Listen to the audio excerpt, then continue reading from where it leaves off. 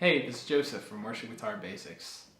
At this point, if you've been watching the previous lessons, you know how to play 4 chords: G, C, D, and E minor 7. What you may not know though is that even though you only know those 4 chords, just the knowledge of those 4 chords plus 2 additional tools, you can actually play the majority of worship songs out there.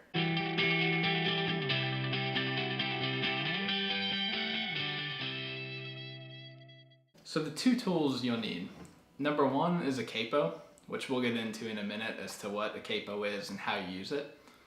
And the second thing you'll need to know is either knowledge of how to transpose, which is basically when you use a capo, figuring out what note or chord you're actually playing relative to the capo, which can be kind of tricky to do. It kind of takes a while to learn how to do that. Or I'm providing a capo reference sheet, which I'll have a link to below. So starting off with, what is a capo? So a capo is a little device or clamp, whatever you want to call it, and it's basically used to shorten the length of the strings. So when you do that, you actually raise the pitch of the note. You can see it's a clamp and you can open and close it. Most capos look like this. There are a few others that look a little different. So what you do, you want to clamp it and put it across the strings. And so when you do that, you want to then let it sit on the strings. And so what you want to do is put it as close to the fret on the right as you would just like you're playing a note. So as you do that, you can play regular chords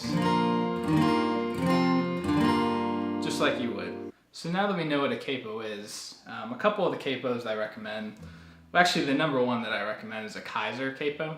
So I like them so much, I actually have 3 of them. So I have 2 for my acoustic, a regular capo, and a shortcut capo, which is really cool. Maybe I'll make another video on that. And then 1 for my electric guitar. So I've also had friends that have used like the G7 capos before, and those are really nice too. They're just a little more pricey. But either way, for the cost benefit and value of them, I'd really recommend Kaiser. That's what I've been using for 15 or so years with no issues. So now that we know what a capo is, and you may have one, let's next take a look at the capo sheet. So this is the capo reference sheet, available on worshipguitarbasics.com. So to show you how to read this, if you look at this far column on the left, this shows you what chord shape you're actually playing when you look down. So for example, if regardless of where you put a capo on your guitar, if you look down and your fingers are in a G chord shape, then that's what this corresponds to. So if, for example, you were to place your capo on the 4th fret and you were to play a G, at least what looks like a G to you, that's actually going to be a B chord. So that's how you read it. You look for the intersection of this column as well as what fret your capo is on.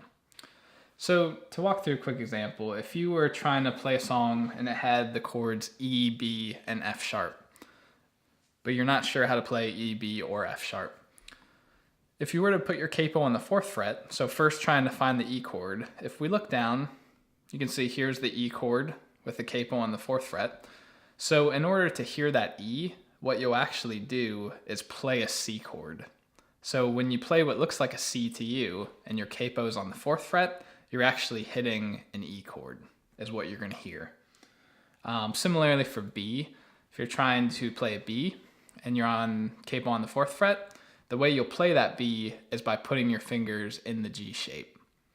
As well as for F sharp, if we look down, again we're on capo of 4, look down, you find the F sharp, and in order to play that F sharp, you'll actually play a D chord.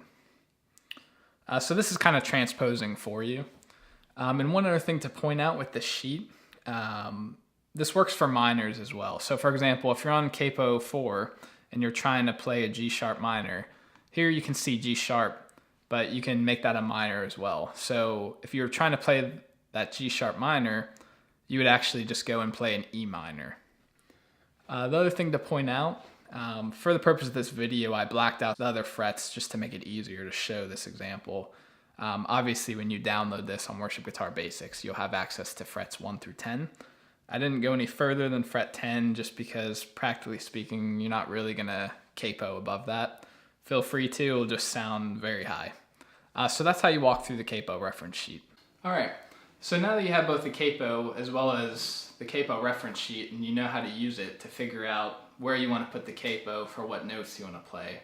Let's just take a quick look at the example, One Thing Remains, that song. So for the verse, the chords are actually E, B, F sharp. So they go like this.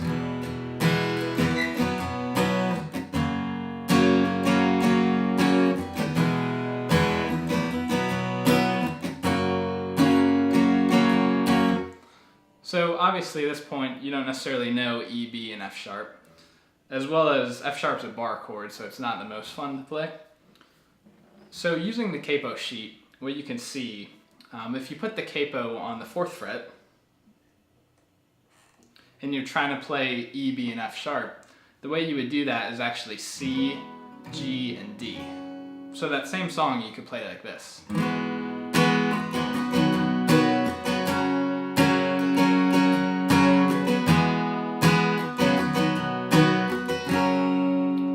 It's much easier to play, and actually when you're playing acoustic guitar in a full band, it's actually a little better to be playing a little bit higher up to kind of stick out a little.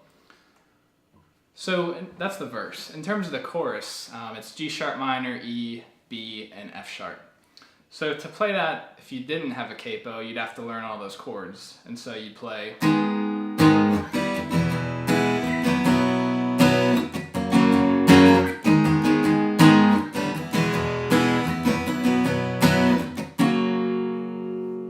So using a capo, again, you're still on capo 4. To play that G sharp minor, E, B, F sharp, you'd actually play the E minor 7, C, G, and D. So it'd go like this.